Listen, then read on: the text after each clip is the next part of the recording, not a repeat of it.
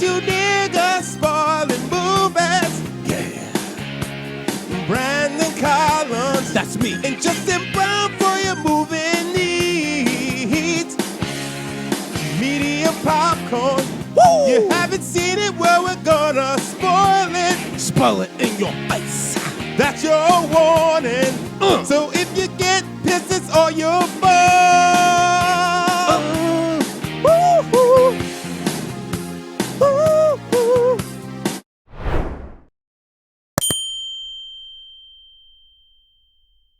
Slap it up, put it down. This is your boy Eddie Collins getting all up in the brown. Whoa. My last name's Brown, but he's not all up in me. Guys, this is Justin Brown, and nobody's been inside of me anytime soon. Thank you for joining us on Medium Popcorn, Niggas Spoiling Movies, where we spoil movies and we don't fuck each other. Go on, Brandon. But you know, who did begin fuck? Black people, and they cloned Tyrone. Because we got a whole hood that the man is studying and manipulating and fucking with. So here's the interesting thing about this movie. Obviously, we all know about the saga of Jamie Foxx and his health failure and things like that. And then it coming out, the niggas saying that, oh, they cloned Jamie Foxx. Was that just promotion for this movie? It might have been. That's why when you said that, I was like, is that like a joke? Like, because he literally has a movie about cloning niggas. No, yeah. That's what was like this can't be real. Yeah. But you know, then obviously this movie is was right around the corner. And it's like, wait. This movie is so surreal, man. Like, I mean, the fact that they did somehow, I don't know if it was AI or if Erykah Badu really did sing that extra line, the adjusted line. They cloned Tyrone. Yeah, because that's the only line that's different, right? The song is the rest of it. Yeah, like, cloned. I mean, it's so silly, but like this movie is fucking wild. Yeah. And the best way for me, like I think, shout out to Jewel Taylor, who's the co-writer and director of this, also alumni from the Universal Writers Program, which is dope. Oh, nice. Yeah. Nice. So like he was in and he also is the co-writer for Creed 2. Like, yeah, he's been doing a thing. Okay. But this is an incredibly creative movie because it starts off like a hood movie on some gangster shit. Well, and it's like a retro, like kind of, it's filmed like Atlanta. Like it's like, and I love that look, that like retro. It's like blaxploitation, but also like modern. But you know what? This is also some like Hotep nigga conspiracy. Oh yeah, it's hilarious. But it does it all in the right way, and it's so engaging and ridiculous at the same time. But like it's super fun to watch. But then there's also like I see niggas like that's exactly what the man is doing right now. I mean, bro, I was talking to some comics last night who were talking about they cloned Tyrone. They were all like, John Boyega, he fucking killed it. He's doing his thing. He's been consistent because the past few years, when he's been working with black creatives, they know what to do with him, and he's fucking getting great performances. And so for me, when they were saying that, I'm like, I'm glad y'all appreciate him. I was like, but you all need to watch Attack the Block if you have not seen it, because I was like, that's the movie that got him Star Wars. Yeah, and they're like, word. I'm like, if you let They Clone Tyrone, it's essentially a younger version of that. It's like a different story. Yeah, the same intensity, with same aliens, the same commitment, like because he plays this very well. Yeah, because he plays it fucking straight. He plays it straight, and even when there's comedy happening, he's deadpan, which actually makes it funny. And then he's just like, you see that he's a broken dude trying to figure shit out, and then he becomes even more broken once he realizes, plot twist everybody, and spoiler alert, but he is a clone. Yeah, and it's like he was never real. Yeah. Like he and his in this iteration was never real. Yeah. Like all the memories he had were implanted into him. He finds out that his mom, who like has been hidden behind his door the whole movie, is just a recording and shit. Like it's very devastating. Like Tatiana, like when we got to like about an hour and a half, she was like, man, this movie's really sad. Yeah. Because it's like, we find out also Jamie Foxx is a clone. Yeah. Like a lot of people in this neighborhood are clones and they're not real people. And it's like, that's terrifying because you're also part of this experiment to fuck with black people. Rod and Karen, a black guy who tips, have a segment on their podcast called Fucking with Black People.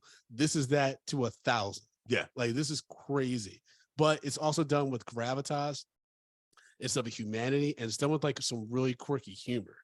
Some of it's kind of like silly, like all the jokes land and scenes land, but shout out to Tiana Parrish.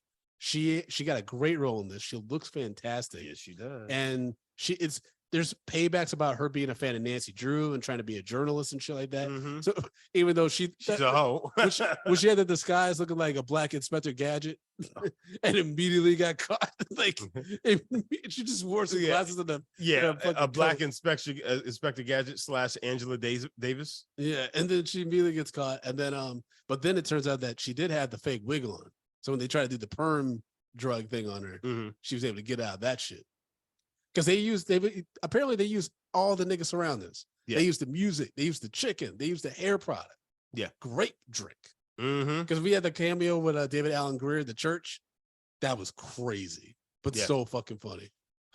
Like Jamie Foxx said, "I ain't been to church since I pimped out a girl named Mary." Jamie Foxx is out of his fucking mind. In this he's off so the crazy. Reservation. This entire fucking film.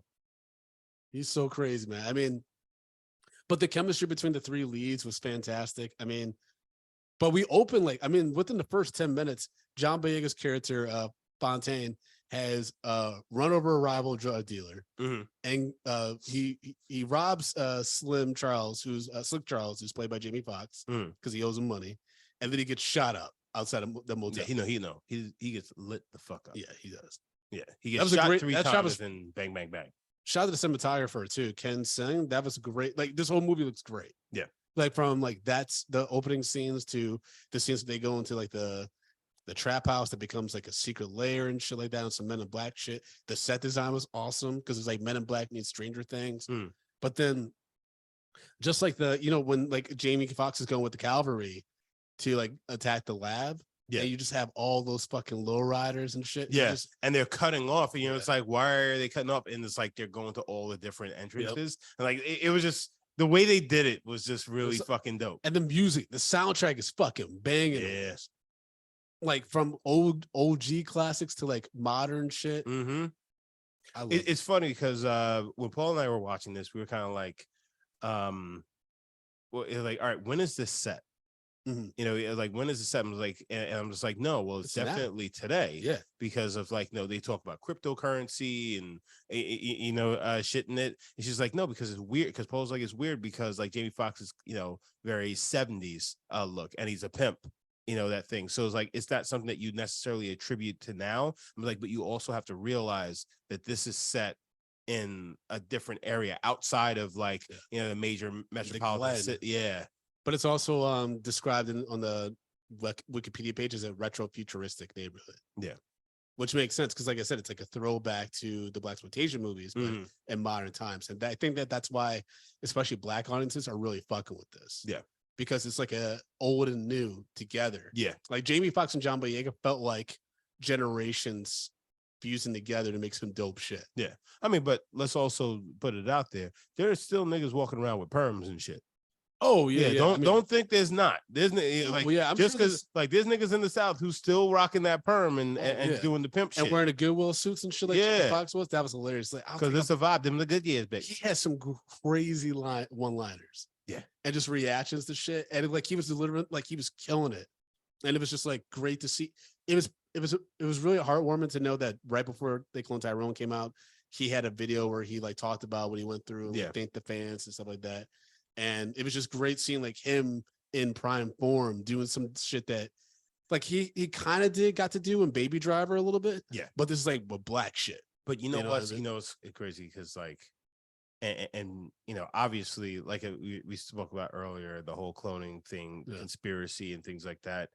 If you guys realize what happened, everything that went on, this is why he held off. Because obviously he can't promote the movie. Yes. But him coming out and addressing everything going on, it automatically promotes the movie. So it's a way for him to promote a movie coming on Netflix without saying anything about it. Yeah. So getting eyes on this. I think if you Google Jamie Foxx, this movie comes up because it just came out. Exactly. So it was actually a genius way, of using the things that happen in real life to then promote something that he can't promote because of the strike and everything, but kind of sideways doing it and without being a scab and breaking the strike. And but so it was actually a genius thing to do. It's this is how you have to move differently in the world. And I know a lot of people didn't understand what was going on. And it's like, why doesn't he say something? Why isn't he? Because the nigga's trying to make money. Because artists like Jamie Foxx, he makes money off of the streams and things like that. Yeah, I feel like you have to be a certain tier of celebrity before you make money off the streams. Yeah, but yeah, definitely. Yeah, like, so like he got medical bills to pay. So. Yeah, on top of it. So like you guys, a lot of people need to start to realize that like we're doing things. We ain't doing this kind of shit. But you have to move a different way, and I just wish most people thought about that kind of stuff. It's like, let him take his time, because there's a method to all of the madness that's going on. And then now you see it. It's mine. And I'm reaping all the benefits. Oh, is that Netflix? That's what he used to. Yeah, he was like, oh yeah, these niggas gonna make me money. I mean, also like this corporation was not like being like low key. I mean, I guess it was showing that you have to really pay attention to your surroundings to peep the weird shit. It's almost like the Matrix. Like when you see a cat twice, everyone's looking for a cat. You know what I mean? And so when Fontaine sees that person who's all shot up, get picked up by the SUV, and then Tiana Parrish yo-yos later like, oh, like I seen this car outside this house, because I was running tricks. Jay Foster, I didn't sanction that shit. He says, I mean, and he called her Yo-Yo. He's like, that's why I call you Yo-Yo, because you always be coming back. Yeah, you're always coming back. And he opens the door. Got shit. And he closes the door. Fontaine, he's like, man, I've been trying to square with you. You know, you got squash. Man, where you been? It's so great. But and to Modro's point in the chat, that chicken scene had me on the ground. That chicken scene was fucking ridiculous. After he finally, he realizes that it's the chicken that making everybody laugh, which is the powder that he thought initially might be cocaine, and then he's like, it ain't snow, but I can ski in it. Yeah, and then he shoots that dude because he's all tweaking and shit. Yeah, and Tiana because she's sitting back there, under, right? No, making fucking potions and shit. yeah, because she has them too. She's all doing experiments and shit. That stuff made me laugh because it's like kind of slapsticky. Yeah. And then he shoots the dude and he's like, get some wet naps or something. Now, I didn't peep until I saw it a second time with Tatiana that like white dude with the afro is a clone too. Yeah. Because there's different versions of him throughout the movie. There's there's a version of him like watching the liquor store entrance. There's another version of him at the chicken joint. Yeah. Like a skinnier, it's so interesting that to me the second view and be like, oh shit. Yeah, but you also realize that it's kind of supposed to be like the evolution of John Boyega. Yeah, because he's essentially he's turning black people white. Yeah, he's trying to do Michael Jackson. Yeah, to assimilate them. Yeah, so that they don't get in harm's way, because that's what happened to. So the real inspiration for Fontaine is a dude that looks like John Boyega, who's like this doctor, and Fontaine's memory of his little brother is that he got shot by a cop. Right. Yeah. I forgot like what the circumstances were. I think he was like getting some candy or something like that. They said he stole he stole candy and then they shot him. Yeah. And so essentially, I guess the doctor's theory is like, I can work with the secret white organization to turn black people white so that we can be assimilated so we don't get in harm's way. Yeah. It's basically, and we're no longer seen as a threat. Yeah. And we also better ourselves by acting white. Which is so crazy because Glenn didn't really seem like it was doing that, but I guess it was trying to see what are the methods that can manipulate black people to doing what we want. Right. It's like, we put stuff in the food to make them happier. Yeah. Or use music to like, put them in trances or like make them like have different behaviors, because they had that one room where it's like fight. Yeah. Because he's like, I got that new ruckus. Yeah. Or it'd be like, hugs. I want a hug, baby. Yeah. And it's just like, this is so fucked up. How we know this isn't happening to us? Well, I mean, in some ways, I guess a part of it is, you know what I'm saying? Because, I guess if you look at the negative connotations or the stereotypes, that are, appropriated on blackness, in this country in particular, you take that, and then if you look on the other end of like what is seen as being, white or just non-black, anything that's outside of, the negative connotation is seen as white, right? So so I guess to some degree, some people may feel like this is happening when it's just like it's just a people are human, and like you have different walks of life, and but like there are some people who don't attribute that if you go to school and you're not such and such, you try to act white, but that's just because you live outside of kind of like the desperation bubble, that is attributed to blackness, even though that is something that basically all walks of society deals with, but ours has been demonized beyond, which is just like, oh, this is who black people are. But it's we could go into all socioeconomic things that make it that way, but you know what I mean. Oh yeah. My only question though is, okay, Fontaine got shot up, and then he wakes up the next day and essentially relives the same day, like redoes the same shit, right? Getting in like 40, getting some a failed lottery ticket, stuff like that. But then he goes back to Slim Charles's place, and Jamie Foxx freaks out because like, you got lit up yesterday. Like, what the fuck? How are you still here? What was the plan by bringing him back? Because everyone's kind of freaking out. Like the dude who shot him, or the rival gangster, which that guy was great. I'll shout out that actor in a second when I can find Isaac. So that's J. Asphon Nicholson. I thought he was great. Yeah. Even though like he's so likable, you forget, oh, you don't want to kill guy at the beginning. But like when he shows up at the salon, he's like, nigga, you should have fucking Lazarus. Like, yeah. And then he's like, he tries to threaten him. It's like, I'll see you soon. And like, he clearly was gesturing with his gun, but he got the robe still over from the barbershop. So it looks like he's just showing him his boner. Like awkwardly lifted up and showing the gun. He's like, yeah, I'm actually just at my gun. But yeah, like what was the quote unquote operations plan when that shit happens? Like, niggas die every day. I think they were just getting sloppy. I think it's mainly they were just getting sloppy. Like somebody got sloppy, but they kept bringing them back though. Even when they did the fake out death, they still revive them. Yeah. So why would they keep bringing back a clone that? Because it seemed like most of the town could get control, but only specific people are actually clones, where their safe word turns them into to do their bidding or whatever.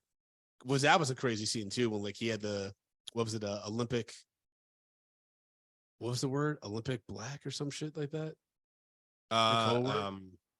Shit. Yeah, Black Olympics or some shit like that. Olympic Black. So yeah, some shit like that. Yeah, but like, you had that, and so like Jamie Foxx freezes up, and then John Boyega essentially is either like he's about to kill Yo-Yo, and then Keith Sutherland, who is like the representation of the big bad organization, he pops up. That was surprising. And then he like was about to make Fontaine kill himself until Yo-Yo like backs down and says like, we'll forget everything, like we'll just go back, because he's just like, either I kill everybody or you guys can forget this. You can forget this shit. Yeah. Which is crazy, because so would Yo-Yo have been able to just leave town? Of course she could.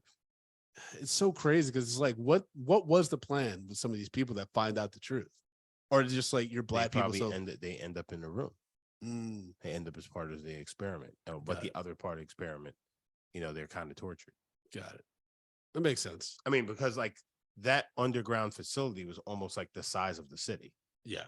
So yeah, like you weren't going. It almost makes you wonder if the city was real. But I know at the end they hint that there's like other pockets around the big cities, because that's where it seems like they're kind of heading. Like because Jewel Taylor, he actually said that he wanted to do like a Scooby-Doo for the hood. Yeah. And so like I can see like that inspiration in this film, in the story, which was on the blacklist in 2019. So shout out to him for also getting that made, because sometimes those blacklist movies get optioned and they never get made. Yeah. But yeah, there was some really dramatic and heartbreaking moments for Fontaine, even though he's not the most likable protagonist. I actually think Jamie Foxx and Tiana Parrish do a great job of making his character more likable, because they bring out the humanity in him a little bit. And then also the kid who reminds him of his younger brother, and like that's when he's just like, well, that's why he does it. Yeah, like that's why it's just like, we need to fix this. You fix it for him. Yeah. It's a good it's a fun movie. It's so inventive because like the exits are like the locker of a strip club or like like the inside of a church and shit like that. The Especially liquor store. once Yeah. Jamie Foxx gets that key card and stuff like that. And it's just like it's such a weird concept, but it's also like very disheartening because you can see that organizations doing this shit. So this shit reminded me of the whole chemtrails conversation. It's the chemtrails. You never heard about that shit? What's the chemtrails? There's this like well, there was a Lizard thing people like, on the ground or some shit. no. Like Prince even talked about this. He was just like, I remember they would, dump chemtrails, and all of a sudden everybody starts fighting in the neighborhood over the black communities. It's like they were using chemical warfare to make us go crazy. And I'll say black catnip. Yes, in a way. Sorry, That's a very weird way to put it. But yeah, housing in this cat, so like catnip, that nigga goes crazy. Yeah, so but like there's a whole thing that like chemtrails, and they dump chemtrails over the like basically dump chemicals out of the back of a plane, and then that causes black people to become violent and stuff like that. So basically trying to get us to kill each other and be aggressive and create murders and shit. I believe it. I believe like this. There's like things that have been programmed into us through manipulation and like meant to oppress us, like malt liquor. Well, I mean, just the fact that there's liquor stores more, every other block in the hood. Yeah. And like the food options are very unhealthy and stuff like that, which also leads to a higher rate of like diabetes and heart problems in our communities. It's all set up. Yeah, it's all stacked up against us, and I think that this movie does a great way of highlighting that without beating us over the head. Yeah, and talking about the things that do give us joy and pleasure, like taking care of our hair, eating good food, like that may not be the healthiest, but it makes you feel good, right? Yeah. And then like essentially the government has a hand in all that shit to manipulate us. Yeah, it's crazy. Our music, like basically everything that we quote unquote think is black is just a plan. That's one black conspiracy theory I can get behind about Ice Spice being a fucking plant for the government. Let me hear this. Those raps are way too lazy. She'd be like, I mean, if I really wanna, and then her dance is so lazy. She's part of this new generation that's like, yeah, we're not gonna do the Beyonce shit. We're gonna barely try. You're gonna think it's cool as fuck. Yeah. Well, I mean, different generation, bro. Because if you even think about it, the Beyonces, like the performers. Yes. Yeah. They do their thing at such a high level, but most performers, if they survived in like the 70s, the 80s, they wouldn't even be looked at because the performers back then, there was a higher level of performance that you had to do. You had to sing, you had to dance, you had to do all of these things just to get on, but they don't have to do that because it's been dumbed down so much, so you can get by doing less. Yeah. There's a lot of online forums about how Ice Spice is an industry plant. Well, I mean, it isn't most. Aren't most artists now industry plants? Like, because kind of. I mean, how many artists, like even actors, are put on which aren't very talented people? Yeah, like the Kid Leroy kid.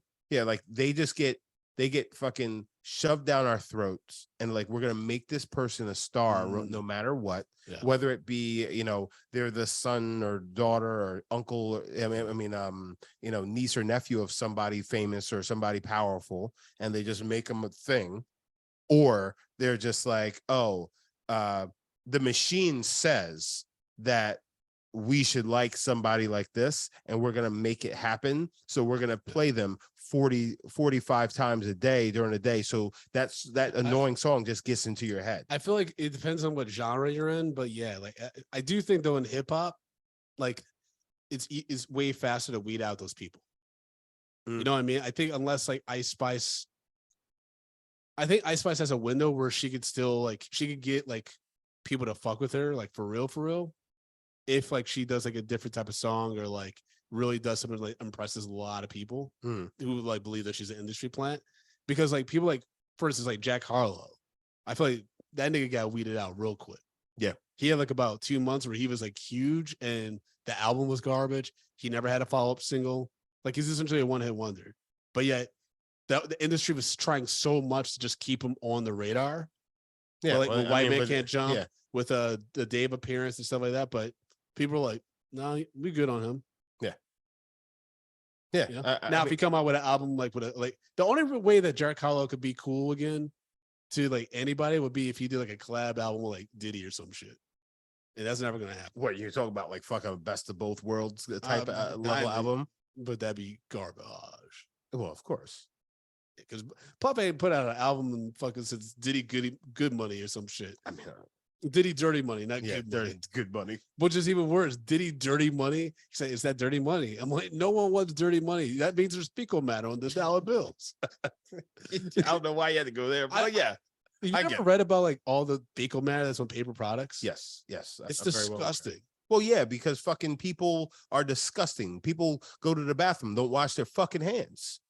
Well, it's also just like the factories and stuff like that. It's all kinds of nasty shit. Yeah. Like rodent fecal matter, human fecal matter. Yeah, but it's mostly because motherfuckers don't wash their fucking hands. Oh, yeah. How many people do you see go into the bathroom, touch their fucking dirty ass dick, and then walk right out? Oh, yeah. And then they're shaking your hand, no.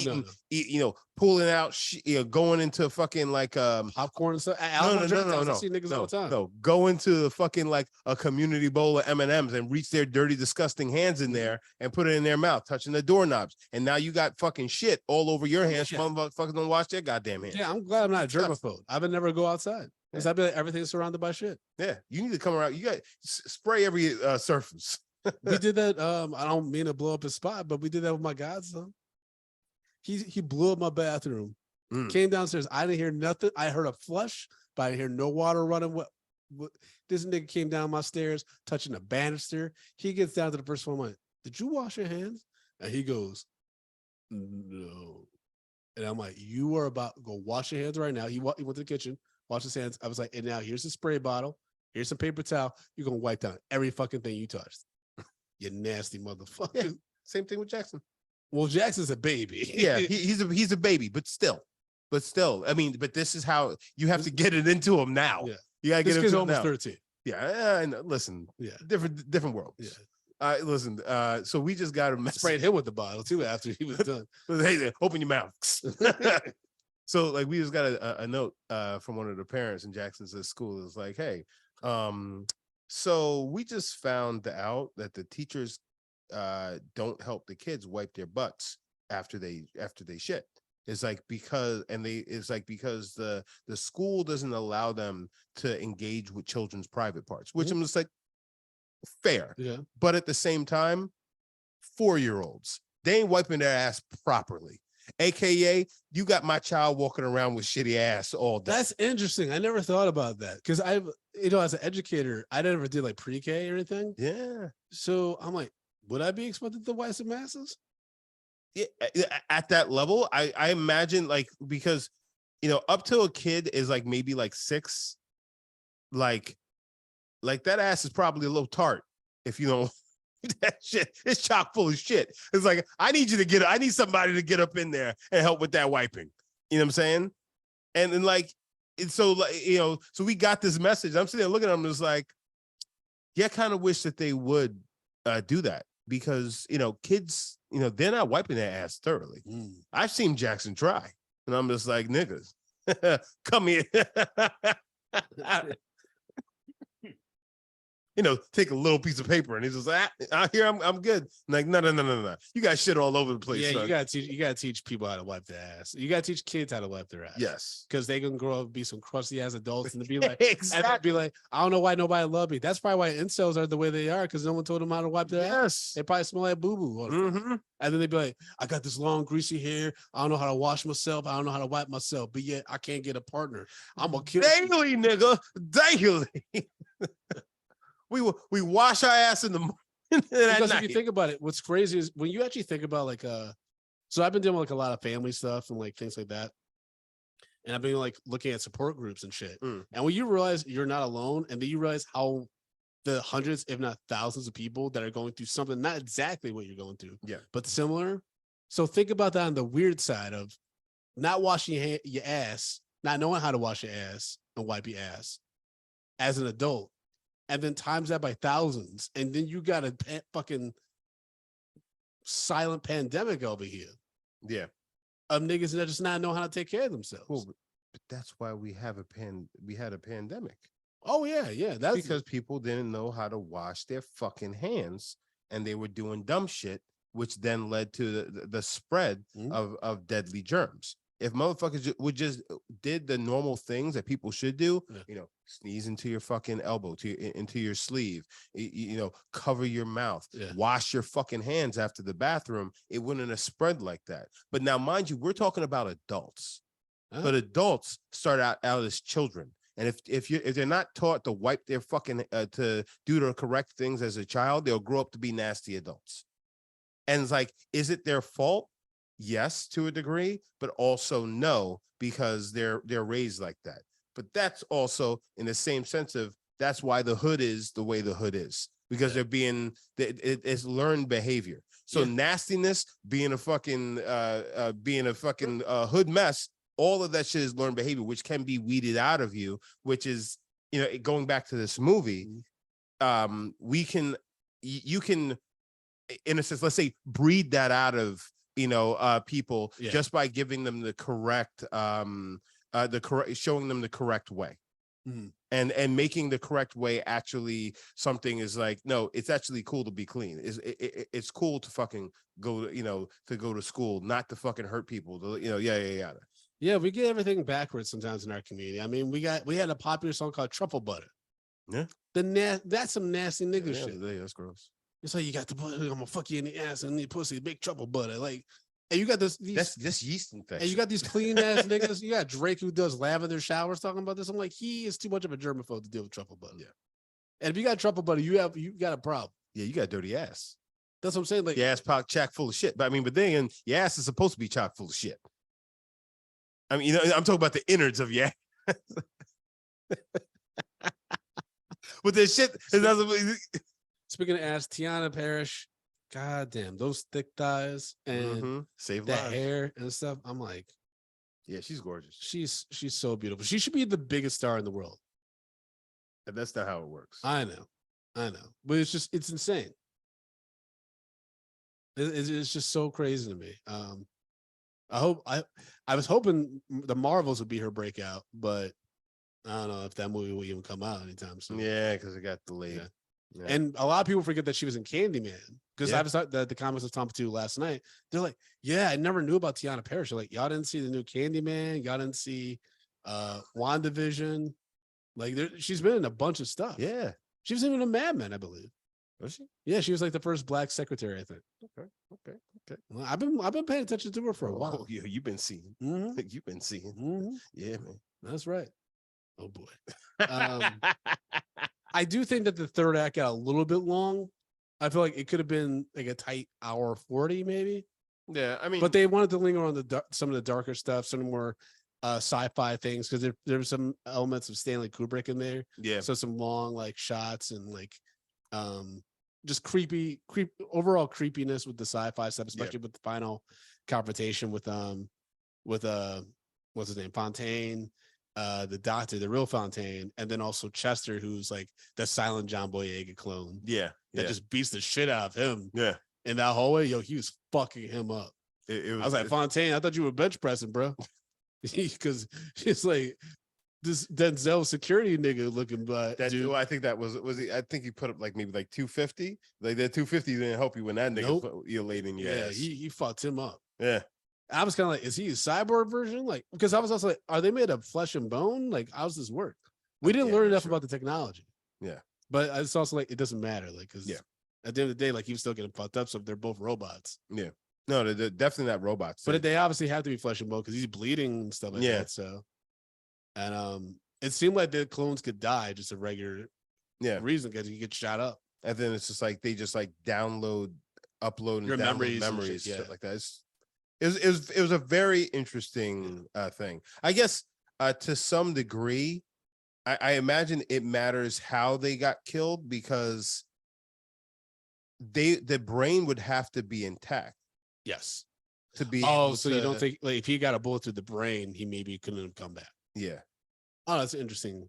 That's an interesting theory. Or the memory upload wouldn't all the way be there. I'm gonna try to get in contact with Jewel Taylor and see if we can get him on the show at some point and talk. Yeah, about because it. it's a very interesting movie. Yeah. Yeah. Also, again, like that whole thing, the fake out with Isaac, the rival gang member. Yeah. And then you find out that they paid him to do like to shoot Fontaine like in the arm, in the shoulder, so he could pretend to be dead and get into the lab. Yeah. And he's like, and they did the fake out with like the women, the sex workers doing the sex acts on them and stuff like to negotiate. And then he's practicing the monologue. Yeah. And his friend's like, no, man, like you can do better. You can do Yeah, better. I think you could do better. And then he did it, the line again. He's like, yeah, some Denzel shit. He's like, oh, which Denzel? And he's like, book Eli Denzel or fuck. It wasn't Training Day Denzel. No, it was Training Day. Fences? Was it Fences? Maybe I don't remember. But he said book Eli. I said, no, I gotta do it again. That's so funny. This is just like, damn, like. I mean, that wasn't Denzel's best performance, but he also didn't have that much to do. Yeah. It's a blind. He's a blind dude. Like I was so mad when that was the plot twist. Yeah. That the Bible wasn't Braille. Yeah. Whatever. I was like, no one checked. You just gotta look at the page. Open the book. Oh, Mojo in the chat wrote assholes now chock full of shit. Guess we were talking about the whole. Yeah. You've been talking a lot about poop today. Like, folks, full disclosure, we've been recording a bunch of episodes as of the time of this recording, and Justin's talked a lot about poop. Yeah, well, hey man, shit happens. Oh boy. Originally Brian Tyree Henry was in negotiations to star in the film. But later on in October 2019, John Boyega joined the cast, replacing Henry in the lead role. I think Brian Tyree casting. Yeah, Brian Tyree Henry would have been. He would have played a little bit older, but I think that this is a good. For me, this I think is a great introduction to sci-fi Boyega. Yeah, and also because he did Pacific Rim 2, which didn't do well, and then Star Wars, they just never gave him enough to do. And I think if you watch this and you watch Attack the Block and you think about his filmography over the past 2 years or so, you're like, okay, now he's like, he's fighting. He's doing something. He's doing some doing stuff. Some shit. Yeah, he's doing some dope shit.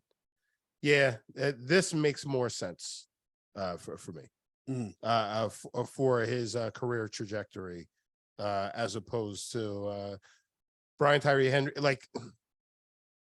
Like this, like in actuality, I could see him easily playing this role, like Paperboy, but it would feel like Paperboy in a sci-fi. Yeah, in a sci-fi. Yeah. But I feel like with John Boyega, this was it was a different take, and like he played this character a little bit more fierce and grounded than we would have got from Brian, which made it a better movie. Yeah. And also kudos to John Boyega because Brian Tyree Henry is a lot closer to Jamie Foxx in age, so it's less like a imbalance between Fontaine and Slick Charles. Yeah, because it's interesting to see young Fontaine kind of be the boss of Slick Charles. Yeah. Because he's like this forgotten pimp. He's like, years ago I won that.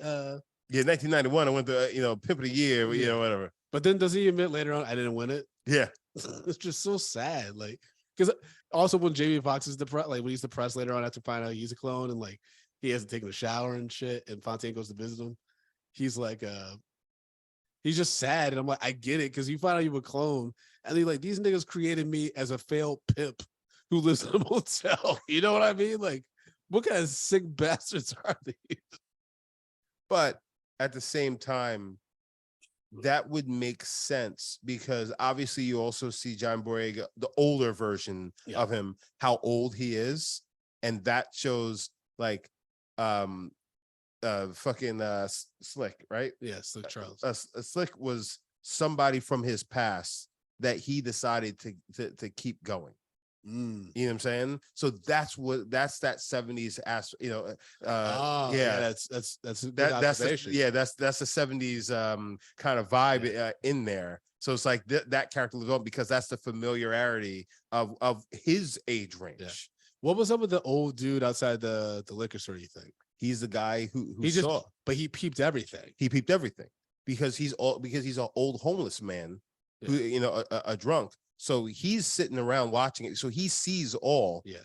So he's the one who's just like, well, yeah, this is going on, but nobody listens to him because he's an old drunk sitting out the front. But those are the people who hit you with that fucking wisdom and you don't even know it because you don't expect it from them. Yeah.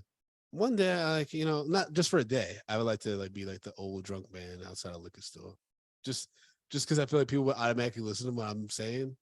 And I just say madness. Well, I mean, I mean, I go down to the cherry tree, have you ever open just up the clava. see, like, sometimes I like to sit on a fucking park bench and just like, just kind of just taking the city Oh, okay. and, just watch just people just Should take a can with you in a top hat. no, just like, 'Cause that'd be so confusing to people. Just like, what's going on with that? you know, like hanging out in the park. I'm not playing checkers or chess. Just like just hanging out and just seeing people. Yeah. It's just like it's interesting to see people as who they are when no one's watching. Mhm. And You see a lot of ass picking and a lot of nose picking. That's for sure. That's what I see when people don't think nobody's watching them. But like it's interesting just to watch people. I guess the first time I saw someone else doing, because I've done this for years. Like I'll just go someplace and just sit down and just hang out, just like people watch. I was coming out of Port Authority. I came out of Port Authority because I was living in Jersey. Yeah. I got out of the train and it's 42nd Street. It had to be about like maybe 4 or 5 o'clock. Okay. I was doing a show at UCB that night. And I just got out of the train in front of Port Authority and I just like hung out in the cut for a second and just chilling out, waiting for wherever I had to go. I had some time. I was like, I'm just gonna take my time and just like hang here. Just want to people watch for a bit. And then across the street, hanging out in the cut, I see fucking Paul Mooney doing the same exact fucking thing. Oh, okay. And I was just like, what the fuck is Paul Mooney doing over there? And I realized, like, oh shit, he's just watching people. Yeah. And it's like, but like, it was just so interesting. In his head, he's looking over at you. He's like, look at that Omar Epps looking nigga around over there. Look, what is this nigga doing? He's probably selling drugs. I'm just like, I'm just watching niggas too. The big ass lips and the white ass teeth. He probably date white woman. Yeah, man. I mean, this is a lot of fun, even though it's fucking dark and it's kind of fucked up and makes you fearful for what might actually be happening in these streets. But I'm just glad that people are enjoying it. I'm glad that these actors got a chance to shine. I just from the pictures that I've been seeing of it, I'm like, this looks cool. Yeah, like the different aesthetic of each character, and just like the trailers were really smart. Yeah, and how they promoted it. I kind of wish I'd seen it on a big screen. I know they had like a week or two with screenings at the movie theaters, but things got busy, and that fucking Barbenheimer took half of my life. So yeah, don't do that shit. Just see Barbie and Oppenheimer separate. Don't do that shit. Wait, you did both? I did both. Yeah, you're a wild man. Yeah. It was you really drank the Kool-Aid. It was a rough Sunday. I'll say that. But yeah, I think that like I said, I think some things went on a little bit too long, but overall, I think that it was incredibly smart the way they mixed the sci-fi, the action, the comedy, and the grit of like a hood movie, a blaxploitation, but like it's also like a hood movie in a way. Yeah, like it's fun. Yeah, like it's a blend of a bunch of different genres. Yeah. And I think all the actors understood the assignment, including Kiefer Sutherland. Yeah. I think everyone like was bought into the vision. I think for first time director that Joel got some great performances out of the three leads as well as the supporting actors. I think the biggest thing though, I mean, this is also what the movie where it's like kind of like, oh, like everything's kind of out the window because all the clones get released. Yeah. That was a crazy bookend. I did appreciate it because I was like, why they clone Tyrone? Shouldn't it be they clone Fontaine? Yeah. And then you have the West Coast version of Fontaine, whose name is Tyrone. And then he's going through like a similar day as Fontaine. And then this is like in Los Angeles, right? Yeah. And then he sees his clone gets released on the TV. Like, he's just like, what the fuck? And his friends was like, nigga. Yeah, like what do you do if you find out there's multiple yous? Do you try to take them all out so you're the ultimate one? Because that's always the story, right? With all these clones. It's like I'm the first one or something like that. Yeah. I'm the main. That's why I feel like Deadpool 3 is about. Because that guy's psycho enough where he's like, wait, there's more than fucking one of me? I kill all these niggas. Well, oh, you talk about like the multiverse? Yeah, because in theory, there's what? There's there's two versions for sure. From the Wolverine universe, and then his universe. They could have one in the MCU that he goes to like kind of replace. That'd be funny. Well, I mean, from what I'm hearing, they're going to be traveling between the multiverses and killing like the X-Men, yada yada yada. So they're going to be like purging all of those universes. Oh my god, that'd be hilarious. Actually, if that's what like X-Men. They're both like killing the multiverse versions of themselves. That's what I hear. But I hear that we're also may get a Wolverine versus the Hulk. Oh wow. Yeah, so like they're gonna be. I know. I mean, Marvel lately's been shit in the bed, so who knows at this point. I mean, I'm actually very excited about if it ever finishes, yeah, because of the strike now, And remember, folks, we support SAG-AFTRA and WGA on this podcast. Yeah, I mean, we did get some Patriot thoughts on the Cloned Tyrone. And remember, folks, we've signed up at patreon.com at patreon.com/medium popcorn. You were guaranteed to have your thoughts and reviews of that film that we're covering mentioned on that episode. So first up, we have Sean T, who wrote, I enjoyed it, but it was a little too message for me at times. Sid Tobias said, I loved it. So those are our Patriot thoughts. Now, Justin, break down our rating system, Cabron. I fucking want to punch you in the mouth. All right, guys, we rate movies bags of popcorn, small, medium, large. Oh, wait, Ali Johnson just recently wrote something. Okay, he wrote, great performances from Jamie Foxx and John Boyega. I enjoyed the blaxploitationness without the blaxploitation. How you going to miss Tiana Taylor, though, my brother? How? You mean Tiana Parrish? That's what I said. You said Taylor. I mean, have you seen Tiana Taylor? Jesus. Yes, I have. Is that plastic surgery? Is that real? All that titty and that muscle? I mean, probably for a little plastic. Okay. Probably. Please. If that's natural meat, Lord have mercy. And then CJ Jones also wrote, John Boyega is really that nigga he don't miss. Did those weird ass movies we've been waiting to see from niggas I need more. But love the way it was shot. Story was all right, but cast was on point. Uncle Fox out here giving us emotional beats, and Tiana Paris playing the shit out of the hoe with a brain. Yeah. If that was a sex worker in my neighborhood, I'm in. I would literally pay for her to get off the street and just I would pretty woman her. You take her in? Yeah, I would pretty woman her. Yeah. Are you kidding me? Tiana Parrish? I'd be like, you know what? I'm gonna take out some day loans. Listen, we gonna go Bonnie and Clyde and get off the grid, and I'm gonna make it happen. Yeah, you would be a mark. You'd be a mark. She would fucking take your fucking life. She would take your life, nigga. Not like kill you, but she would take your fucking life for everything you got. You would be a fucking mark and a half. A mark and a half, huh? Yes. But let's rate this movie. Yeah. Guys, you know how we do it. We rate movies bags of popcorn, small, medium, large, and the XL40 exceptional. If a movie doesn't deserve any popcorn, we throw it into the dog shit pile where we pile piles and piles of dog shit on top of it. That's right. So, Brandon, we watched the 2023 film, They Cloned Tyrone. Cloned him.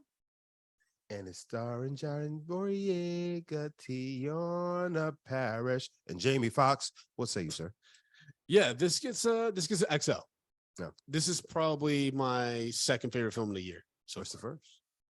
Cross the Spider-Verse, dude. Okay. Cross the Spider-Verse, I've in my own little ways. I'm gonna buy it when it comes out on digital and stuff. I might even buy it on Blu-ray just to make sure I have a hard copy in case that shit disappears, whatever. But yeah, that's like one of my favorite movies of all time. But this is really fucking good. And it stars Black people. It's filmed great. Because, that's a big complaint that you and I have a lot of times. Yeah. Like cinematography, like making us look good, making it look dope, making it look like you give a fuck. And I get it. Like low budget movies have to happen. Like creatives need an outlet.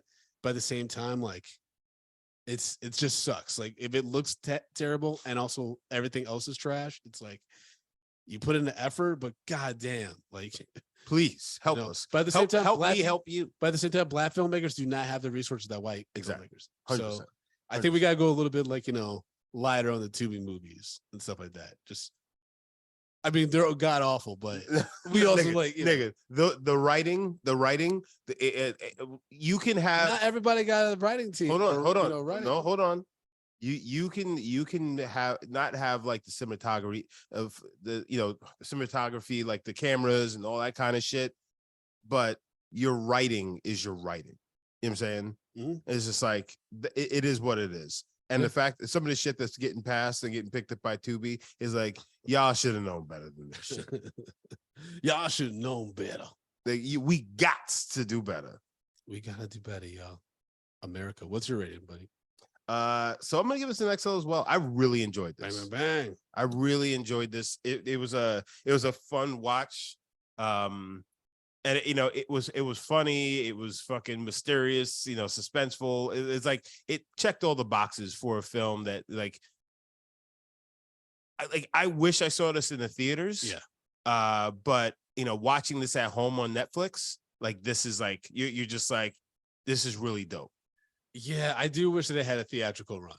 I think this could have been, but also I think word would have gotten out about how heavy it is. And I think I would have potentially hurt the word of the potential of the box office.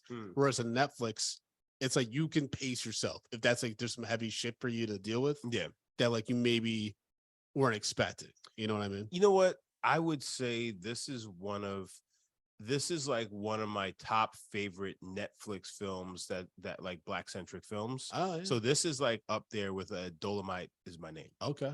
Is because like this is like one of those ones I was just like, I don't know how it's gonna be. I'll check it out. And then you're just like, fuck, I really like that.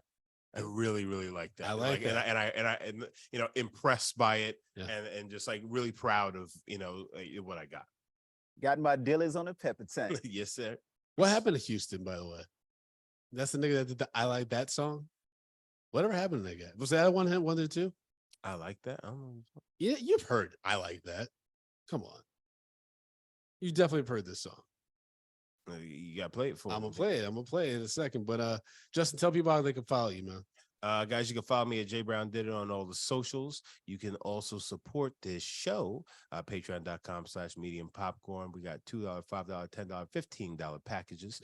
So if you guys want to be a part of this, you want to check all the backlog episodes, you want bonus episodes, you want all that good shit, even the mini shows. Patreon is where it's at. So again, patreon.com/medium popcorn. And feel free to leave us a voice message 347-508-0978. That's right. Hoity-toity, get it, boydy. You all can follow me at Frodo_Blackens on Instagram and Threads. You can follow the show at Media P Podcast on all the social media platforms. Be sure to go to youtube.com/medium popcorn. Push that subscribe button. And also, fuck with us on your Spotify or Apple playlists and stuff like that. And then leave us a 5-star review. We will read it on the show. Also, if you like my comedy and stuff, check it out, FrodoBlackens.com. I got some shows coming up. But most importantly, patreon.com/medium popcorn. Subscribe. All those tiers are available. And I personally think we have one of the best Patreons in the game. I've checked out a lot of other comedy podcasts. They don't do much different than what we do. In fact, we have dope celebrity interviews. Well, we did before the strike. Well, and still and fine also, over there. We also give a ton of content. Oh, yeah. Patreon. Yeah. Ton of content. We So much. Play no games. Our loads are huge. Okay. So huge for your ears. You said what is huge? All right. So here's that song. I Like That. Can't believe you never heard this before. Oh, okay. I like that. Whoa. Come on, niggas. What happens to this nigga? Whoa. That. I mean, this song is a hit because of Nate though. Oh, yeah. Whoa.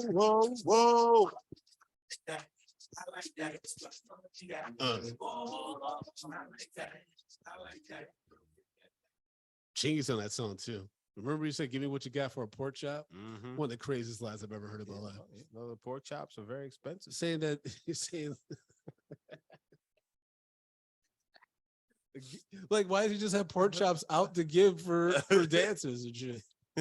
She's like, shake that ass. If I like it, I'm gonna give you a pork chop. Get this woman a pork chop, please. You know how poor you have to be for that to be a line that resonates with you? What you got for a pork chop? Ooh, baby. Or are we thinking Are we out of touch and we thinking something else? That it should actually be something else for pork chop? Are we thinking literally pork chops? I don't know, man. It's a good question. Because what if pork chop's like a euphemism for pussy or something? Maybe so. Could be like a hunk of ass. That'd be You know? some big belly niggas if you think about pork chops, like literally. Oh, Anyways, we hungry. We ain't even hungry. We hungry. all right, y'all. Patreon.com/media popcorn. Come on, baby. Peace.